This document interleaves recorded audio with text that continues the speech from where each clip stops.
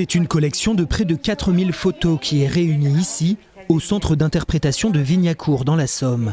Des photos de soldats français, britanniques ou australiens, prises par un couple de fermiers pendant la Première Guerre mondiale, dans ce village situé à l'arrière du front dans lequel les combattants venaient se faire soigner. Une collection sur laquelle ce groupe d'enfants travaille depuis 1 an. On apprend beaucoup de choses et c'est bien décoré et on voit beaucoup de choses. On a vraiment des portraits, on a des hommes ils nous regardent, ils nous disent plein de choses. On a déjà travaillé sur de l'écriture, en se demandant ce qu'il pouvait y avoir dans leur tête, à des milliers de kilomètres de chez eux. Et ce qui est très intéressant, c'est qu'en partant de cette dimension humaine, on traite la guerre. Et donc on leur parle de la guerre et de l'importance de perpétuer cette mémoire pour que ça ne recommence pas.